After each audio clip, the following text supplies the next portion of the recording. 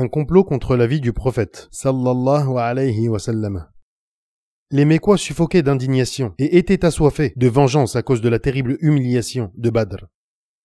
Pour sortir de cette situation, deux polythéistes projetèrent d'éliminer la cause de tous les malheurs, à savoir le prophète sallallahu alayhi wa sallam. Umayr ibn Wahb al-Jumahi, un terrible polythéiste, et Safwan ibn Umayya étaient assis côte à côte et se lamentaient sur le sort des morts qui avaient été jetés dans un puits de Badr.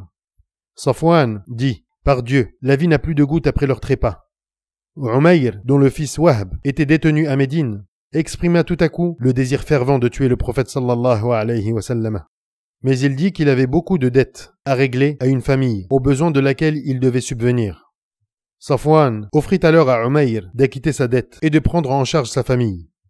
Umayr accepta et demanda à Safwan d'être discret au sujet de leur projet. Il partit pour Médine, muni d'une épée sur laquelle il appliqua un poison mortel. Omar ibn al-Khattab, qui évoquait avec quelques musulmans le bienfait que Dieu leur avait accordé le jour de Badr, le vit faire agenouiller sa monture au seuil de la mosquée et il comprit immédiatement la raison de sa venue. Il vint tout de suite en informer le prophète sallallahu alayhi wa sallam dans la mosquée. Le prophète sallallahu alayhi wa sallam lui demanda de l'introduire auprès de lui. Omar le tira par le ceinturon de son épée et demanda à des Ansarites de s'asseoir près du prophète sallallahu alayhi wa sallam pour le protéger contre Umayr qui ne lui inspirait aucune confiance. Umayr dit en guise de salutation « Bonjour », ce à quoi le prophète sallallahu alayhi wa sallam répondit que Dieu avait appris aux musulmans le salut des habitants du paradis par un effet de sa grâce. « Assalamu alaykum » que la paix soit sur vous.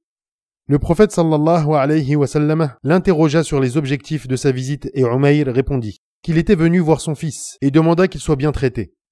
Le prophète sallallahu alayhi wa sallam lui dit « Pourquoi donc cette épée qui est pendue à ton cou ?»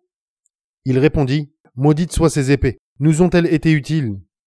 Et le prophète sallallahu alayhi wa sallam de dire « Dis-moi la vérité, pourquoi tu es venu ici ?» Il dit « Je ne suis venu que pour cela. » L'envoyé de Dieu sallallahu alayhi wa sallam lui dit alors « Plutôt tu t'es assis avec Safwan ibn Umayya dans le sanctuaire sacré Al-Hijr et vous avez évoqué les Qurayshites enterrés dans l'un des puits de Badr. Puis tu lui as dit « Si n'étaient mes dettes et ma famille dont j'ai la charge, je serais allé tuer Mohammed. » Safwan s'engagea à prendre en charge le règlement de tes dettes et à subvenir aux besoins de ta famille, à condition de me tuer. Or Dieu ne te laissera pas accomplir ton destin.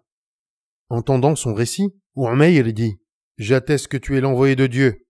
Nous ne croyons pas en ce que tu nous disais tenir du ciel et en la révélation qui descendait sur toi. Or personne, hormis Safwan et moi-même, n'a pris part à cet entretien. Par Dieu, seul Dieu aurait pu t'en informer.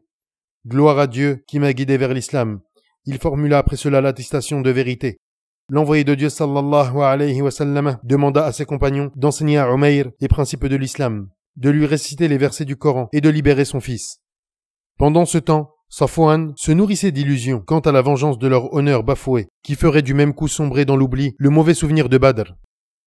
Il attendait impatiemment des nouvelles de Umayr, mais à son extrême surprise, on lui apprit qu'il avait embrassé l'islam et qu'il était devenu un croyant sincère. Umayr retourna plus tard à la Mecque, où il se mit à prêcher l'islam, et il parvint effectivement à susciter beaucoup de conversions chez les Mécois.